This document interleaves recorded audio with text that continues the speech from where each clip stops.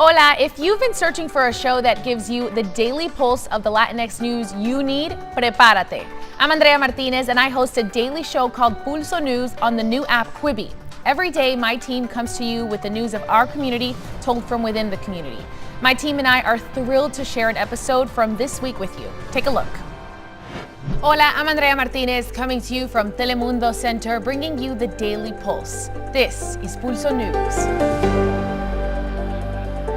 COVID-19 is on the rise for most of the country, and in Arizona, COVID-19 takes 5 members from a single Latinx family. A new strain of flu detected in China, what experts are saying about its pandemic potential.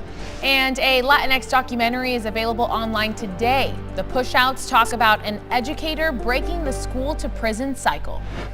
COVID-19 cases continue to surge. The nation's leading health officials sounded the alarm on the rapid growth of cases on Tuesday. I would not be surprised if we go up to 100,000 a day.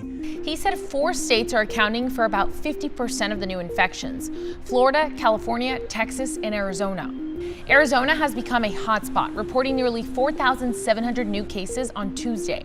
And its governor, Doug Ducey, issued an executive order closing down bars, gyms, and pools until July 30th.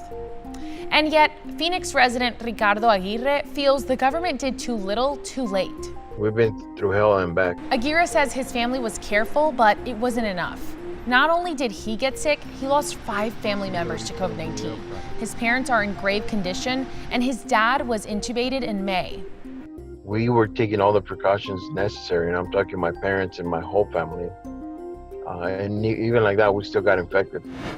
2020 isn't loosening its grip on us anytime soon. It seems as though a mutated version of H1N1, or the swine flu that first emerged in 2009 in Mexico and is now included in annual flu vaccines, has been discovered in pigs in China, and it can infect humans. You always have the possibility that you might have another swine flu type outbreak as we had in 2009. Researchers are calling it G4, and it has all the hallmarks of a possible pandemic virus. Around 10% of pig farm workers showed the virus in their blood in the last decade. So now workers are being monitored in the swine industry. The current pandemic is believed to have traveled from animals to humans too. COVID-19 is known to have originated in bats in southwest China. The Chinese government is now following these developments and taking measures to prevent the spread. And experts say there's no need to worry about a second pandemic just yet. It's something that still is in the stage of examination. It's not so-called an immediate threat where you're seeing infections, but it's something we need to keep our eye out on. Recent deaths of minorities at the hands of police have propelled America to grapple with pervasive racism in its history. Legacies are being reevaluated, like in Mississippi, where after 120 years of waving the Confederate symbol on their state flag, lawmakers have decided to finally remove it. And while statues are also coming down, something similar is happening in the supermarket aisle. A few weeks ago, PepsiCo, owner of Quaker Oats, recognized that Aunt Jemima was based on a racial stereotype and vowed to rebrand its line of breakfast products. It's an image that harkens back to the antebellum plantation. It's rooted in plantation.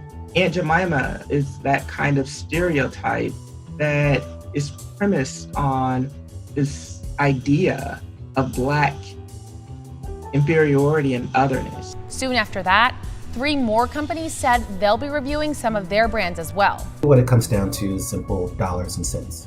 What we see now is a large multiracial coalition, predominantly white consumers, also saying that these changes need to happen. This is bringing more pressure to teams like the Washington Redskins to change their name. A Native American group now urging the players of the NFL franchise to sit out the season until that change comes about. Imagine this: 43 college students attend a protest at a nearby town, only to never be seen from or heard from again. That's what happened 6 years ago in Guerrero, Mexico, when dozens of normalistas, or students training to become rural teachers, were returning to their hometown of Ayotzinapa by bus. Reports show that municipal police opened fire on the students at a roadblock after allegedly thinking the buses had been hijacked by a gang. Los normalistas fueron privados de la libertad, privados de la vida, incinerados y arrojados al río San Juan en ese orden. Then President Enrique Peña Nieto rushed an investigation that his attorney general presented as the historic truth. In it, they claimed that municipal police seized 43 of the students, turned them over to the Guerreros Unidos cartel, and that the cartel later incinerated them. Independent investigators from the Inter-American Commission of Human Rights quickly pointed to flaws in the report, but both investigations did agree that not only was the municipal police of Iguala involved, but also the mayor's office and organized crime. This week, the Mexican government announced the detention of José Ángel Casarrubias, the member of the Guerreros Unidos cartel, and an additional 46 arrest warrants were issued against public employees from the state of Guerrero. For the parents of the disappeared, it's just one step toward closure. Llegar a la verdad y castigar a los responsables, esperando siempre que la justicia llegue. Many factors contribute to the school-to-prison pipeline, like no-tolerance school discipline policies that severely impact minority children and rough upbringings. Victor Rios grew up in Oakland, California, in a poor and abusive home. He joined a gang at 13 in order to feel some acceptance and confidence.